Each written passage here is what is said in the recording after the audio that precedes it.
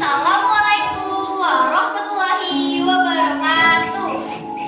Perkenalkan, nama saya Ajeng Sri Meholina, perwakilan dari SDN 1 Sungai Kupang, Kecamatan Kupakulu, Kabupaten Kota Baru.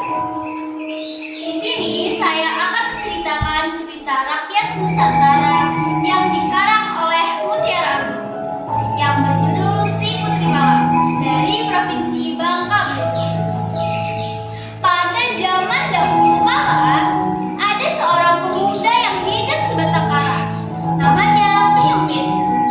Dia tinggal di sebuah rumah kecil peninggalan orang tuanya. Ketika masih hidup, ayah Penyumpit sering berhutang kepada kepala desa. Kepala desa itu bernama Paraje. Paraje orang yang kaya raya namun jahat dan licik. Hutang-hutang ayahnya Penyumpit tidak pernah lunas karena selalu dilipat gandakan oleh Paraje. Maka dari itu, Penyumpit harus membayarnya dengan cara menjaga sawah milik Paraje yang padinya sudah mulai menguning. Penyumpit menjaganya siang dan malam. Pada suatu hari, Pak Raja berpesan kepada Penyumpit. Wahai Penyumpit, hati-hati jika menjaga sawahku. Jika sawahku sampai rusak, aku akan menendangmu. Dan kamu harus mengganti semua kerusakan itu. Pesan Pak Raja sebelum Penyumpit berangkat ke sawahnya. Padahal Pak Raja tahu kemungkinan besar sawahnya akan rusak karena dimasuki babi-babi hutan. Jika satu tugas sudah selesai, Pak Raja akan memberikan tugas yang baru. Namun, tugas Penyumpit kini cukup berat. Jika siang ia harus menuai padi yang siap panen, jika malam ia harus menjaga sawah milik Pak Raja agar tidak dirusak babi-babi hutan. 7 hari sudah Penyumpit melaksanakannya dengan baik. Pada hari ke-8, Penyumpit asik duduk di dangau mengawasi sawah Pak Raja. Tak disangka seekor babi hutan memasuki persawahan Pak Raja. Dengan cekatan, Penyumpit melemparkan tombak yang ia bawa ke arah babi hutan.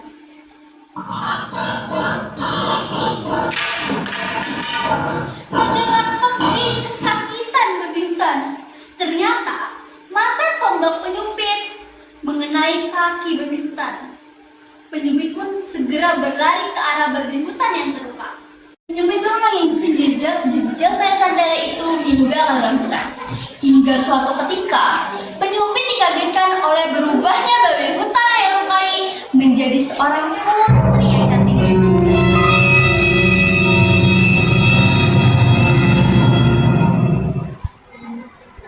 Penyumpit itu pun berkata, "Wahai perempuan, apakah kau babi hutan yang saya lukai tadi?" "Iya Tuan, sayalah babi hutan yang lukai. Saya menjelma sebagai seekor babi hutan. Saya Putri Malam." Ucap putri itu kepada Penyumpit sambil merintih kesakitan. Penyumpit pun merasa kasihan pada Putri Malam. Penyumpit pun mencari daun-daunan yang berkhasiat obat-obatan. Dia pun mencari. Hingga sampai terkumpulnya, ia pun mengobati kaki Putri Malam.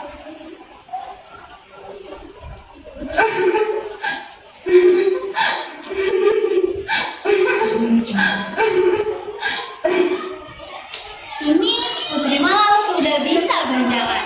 Sebagai tanda terima kasih, Putri Malam memberikan bungkusan kepada Penyumpit. Bungkusan ini berisi ada serai dan daun-daunan.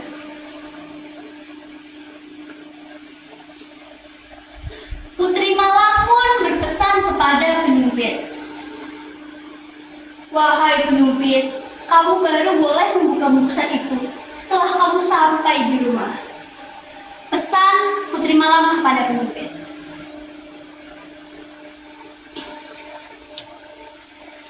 Sesampainya di rumah, penyumpit langsung membuka bungkusan.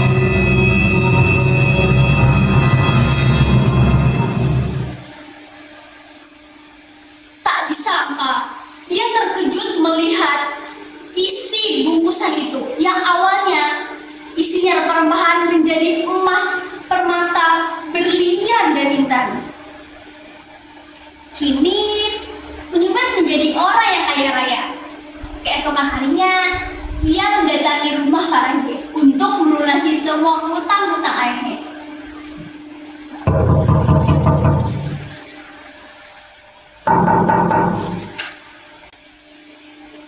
Pak Raje pun berkata, "Siapa itu?" Pak Raje pun membuka pintu dan menyuruh penyumpit untuk masuk. "Oh, kau penyumpit, silakan masuk." Pak Raje pun berkata, "Untuk apa kau kesini?" Penyumpit pun menjawab, "Saya kesini untuk melunasi semua hutang-hutang ayah saya, Pak Raje. Berapa semua jumlahnya?" Pak Raje pun menghitung semua hutang-hutang ayahnya.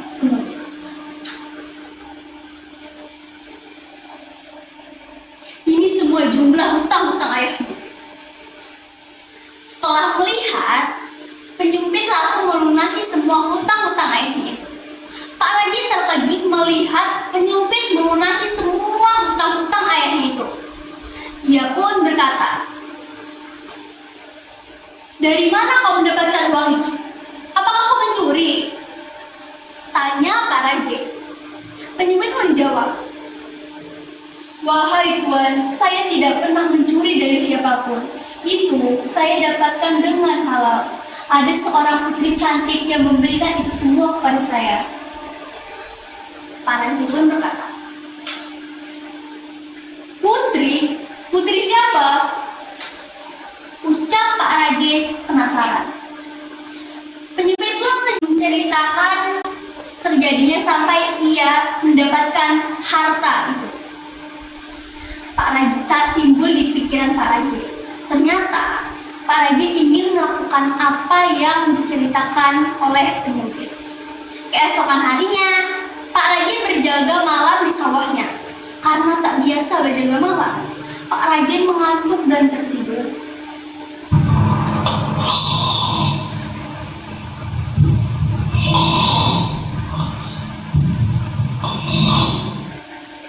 Tak disangka, puluhan babi hutan memasuki persawahan Pak Raje dan langsung menyerang Pak Raje yang sedang tidur itu.